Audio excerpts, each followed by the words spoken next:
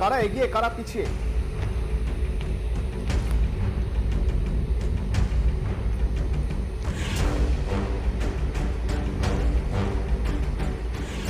পাকিস্তান সামরিক দিক থেকে শক্তিশালী প্রথম 10টি দেশের মধ্যেই নেই।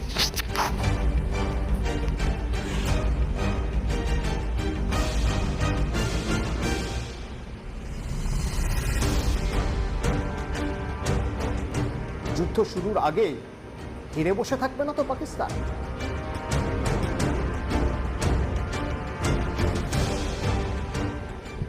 যুদ্ধ কি তাহলে হবে? যুদ্ধের জন্য প্রস্তুতি কতটা? পাকিস্তান জানাচ্ছে তারা পুরোপুরি প্রস্তুত যে কোনো রকম পরিস্থিতির জন্য। ভারত তো জলযুদ্ধ শুরু করেই দিয়েছে, অর্থাৎ সিন্ধু জল চুক্তি স্থগিত করে দিয়েছে। যদি যুদ্ধ সত্যি হয় কি হবে তাহলে? দুই দেশে অর্থনীতিতে বিরাট বড় প্রভাব পড়বে। কিন্তু শেষমেশ কি হবে? যুদ্ধে হলে কারা এগিয়ে কারা পিছিয়ে? এই তো প্রথমবার নয়, ভারত পাকিস্তান যুদ্ধ এর আগেও হয়েছে 1947 সালে, হয়েছে 1965 সালে এই কাশ্মীর নিয়ে, তারপর 71, সেখানে অবশ্য পাকিস্তান বাংলাদেশ যুদ্ধ, সেখানে মৈত্রী দেশ হিসেবে ভারত ছিল, বন্ধু দেশ হিসেবে ভারত ছিল বাংলাদেশের সঙ্গে।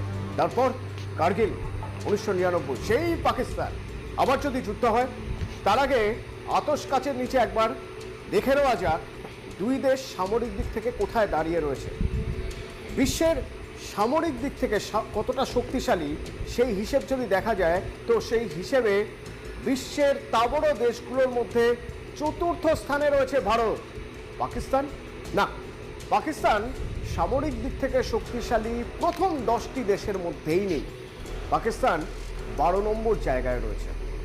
দু দেশের কাছে কি কি রয়েছে একবার দেখে নিই। যদি সৈন্য সংখ্যার কথা বলা হয়, রিপোর্ট বলছে আর্মি রয়েছে, আর্মি স্ট্রেংথ ভারতের কাছে 14.6 লাখ, অর্থাৎ 14.5 লাখেরও বেশি। সেখানে পাকিস্তানে অর্ধেকেরও কম, 6.5 লাখ। রিজার্ভ ফোর্স ভারতের কাছে কত রয়েছে? কারণ যুদ্ধ যদি লম্বা চলে তাহলে রিজার্ভ ফোর্স সবচেয়ে বেশি জরুরি। 11.6 লাখ পাকিস্তানের কাছে, সেই অর্ধেকের কম, 5.5 লাখ। প্যারামিলিটারি ভারতের কাছে আছে 25.3 লাখ, পাকিস্তানে 5 লাখ। আচ্ছা, যদি আকাশপথে যুদ্ধ হয় কে কতটা অ্যাডভান্টেজ পেতে পারে? ফাইটার এয়ারক্রাফট ভারতের কাছে আছে 513টি আর পাকিস্তানের কাছে 328টি। হেলিকপ্টারও পাকিস্তানের থেকে ভারতের কাছে বেশি রয়েছে, 899টি হেলিকপ্টার আছে ভারতের কাছে, আর পাকিস্তানের কাছে অর্ধেকেরও কম, 373টি। অ্যাটাক হেলিকপ্টার ভারতের কাছে 80, পাকিস্তানের কাছে 57। স্পেশাল মিশন এয়ারক্রাফট যদি প্রয়োজন হয় তাহলে ভারত পাকিস্তানের থেকে অনেক গুণ এগিয়ে রয়েছে, কারণ ভারতের কাছে 74টি, পাকিস্তানের কাছে 27টি। আচ্ছা, যদি স্থলভাগে যুদ্ধ হয়, স্থলভাগে যুদ্ধ হলে কে কতটা এগিয়ে থাকবে? মানে কার কাছে আর্টিলারি কতটা রয়েছে? বলা হচ্ছে যে ট্যাঙ্ক রয়েছে ভারতের কাছে 4201, পাকিস্তানের কাছে 2627। আর্মার্ড ভেহিকেল ভারতের কাছে 1,48,594টি, পাকিস্তানের সংখ্যা খুবই কম, সেখানে 17,516। আচ্ছা, যদি নৌপথে যুদ্ধ হয়, অর্থাৎ জলপথে যুদ্ধ, সেক্ষেত্রে দেখা যাচ্ছে ভারতের নৌবাহিনীর স্ট্রেংথ 293 আর পাকিস্তানের 121। এয়ারক্রাফট ক্যারিয়ার ভারতের কাছে আছে 2টো, পাকিস্তানের কাছে একটাও নেই। কি ভাবছেন? যদি নিউক্লিয়ার ওয়ার হয়, হতেই তো পারে, কারণ দুই দেশই পরমাণু শক্তিধর দেশ, দুজনের কাছেই ওয়ার হেড আছে। তো সেই পারমাণবিক অস্ত্রের ভাণ্ডার যদি একবার দেখা যায়, কোনো দেশ তার পারমাণবিক অস্ত্রের ভাণ্ডার কখনো কাউকে জানায় না, কিন্তু বিশ্বের সব দেশের কাছে গোয়েন্দা সংস্থাদের কাছে কিছু কিছু তথ্য থেকে যায়, যে তথ্যগুলো মিলিয়ে নিলে অন্তত একটা আঁচ করা যেতে পারে কোন দেশ কতটা পরমাণু শক্তিধর। পারমাণবিক অস্ত্রের হিসেব মার্কিন গবেষণা সংস্থা ফেডারেশন অফ আমেরিকান সায়েন্টিস্ট, তারা এবছর যা রিপোর্ট দিয়েছে, অর্থাৎ এই 2025-এর জানুয়ারিতে, সেই রিপোর্ট বলছে ভারতের কাছে পারমাণবিক অস্ত্র Beautiful game. They should call it. ভারতের কাছে পারমাণবিক অস্ত্র 180টি, পাকিস্তানের কাছে 170টির বেশি নেই। ভারতের কাছে আগে ছিল 174টি, আরও 6টি বাড়িয়েছে গত 2 বছরে ভারত। এখন 180 আর পাকিস্তানের কাছে 170। কিন্তু এত কিছুর পরেও পাকিস্তান কেন যুদ্ধ জিকির তুলছে? তারা তো শুরু থেকেই জানে যে ভারতের কাছে যে পরিমাণ সামরিক শক্তি রয়েছে তা পাকিস্তানের কাছে খুবই কম, নগণ্য বলা যায়। তারপরে এই যুদ্ধ জিকির কেন?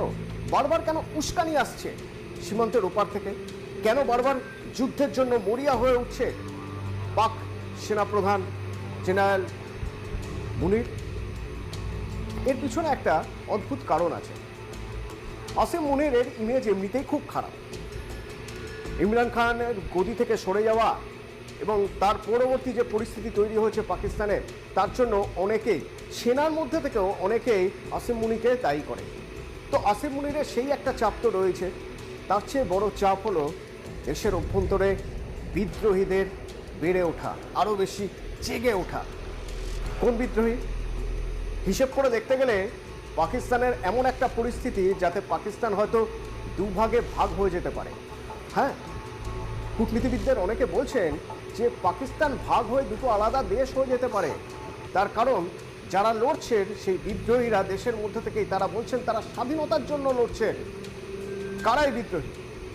একদিকে বালুচিস্তান, স্বাধীন বালুচের দাবি করছেন তারা। বালুচিস্তানে কদিন আগেই বালুচিস্তানে কত বড় হামলা হয়েছে ট্রেনে, আপনাদের মনে আছে। আরেকদিকে খাইবার পাখতুনখোয়া। এই খাইবার পাখতুনখোয়ার অনেক মানুষ এখনো পর্যন্ত বিশ্বাস করেন তারা আফগানিস্তানের সঙ্গে রয়েছেন, তারা আফগানিস্তানের সঙ্গে থেকে যেতে চান বা স্বাধীন রাষ্ট্রের জন্য তারা দাবি করছেন। অর্থাৎ পাকিস্তানের সঙ্গে তারা কোনোভাবেই থাকতে চাইছেন না। উত্তর দক্ষিণ দুদিকেই অশান্তি পাকিস্তানে।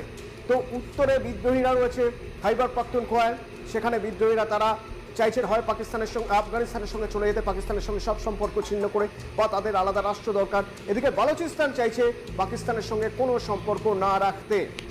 যদিও চীনের মদতে তাদের কোনো মতে এক জায়গায় করে রাখার, পাকিস্তান ধরে রাখার একটা চেষ্টা চলছে, বা সেটাই বা কতদিন।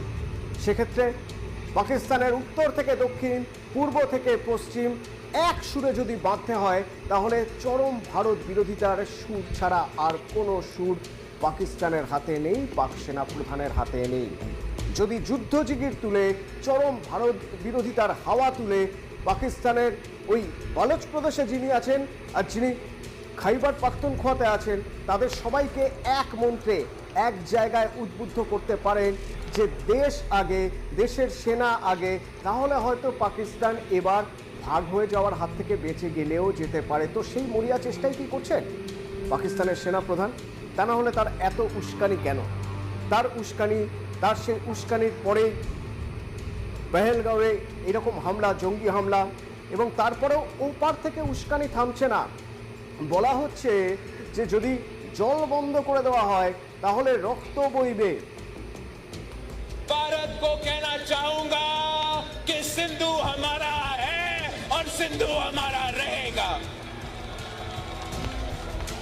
या इस दरिया से हमारा पानी बहेगा या उनका खून बहेगा। এই বারবার উস্কানি দিয়ে একটা যুদ্ধ জিগির তোলার পিছনে কারণ কি? কারণ খুব সহজ। পাকিস্তান চাইছে তাদের অভ্যন্তরীণ বিদ্রোহ, সেই সব বিদ্রোহ ধামাচাপা দিয়ে চরম ভারত বিরোধিতার সুর তুলে একবার অন্তত পুরো দেশকে এক সুতোয় বাঁধতে এবং অন্য সব বিষয় থেকে নজর ঘুরিয়ে দিতে। কিন্তু আলটিমেটলি শেষমেশ কি সেটা সম্ভব হবে? তার কারণ যদি যুদ্ধ পরিস্থিতি তৈরি হয় তাহলে দুই দেশের অর্থনীতিতে যে প্রভাব পড়বে, সেই প্রভাব, সেই ধাক্কা হয়তো 140 কোটির ভারত সামলে নিতে পারবে। পাকিস্তান পারবে? পাকিস্তান অর্থনৈতিকভাবে এমনিতেই দেউলিয়া।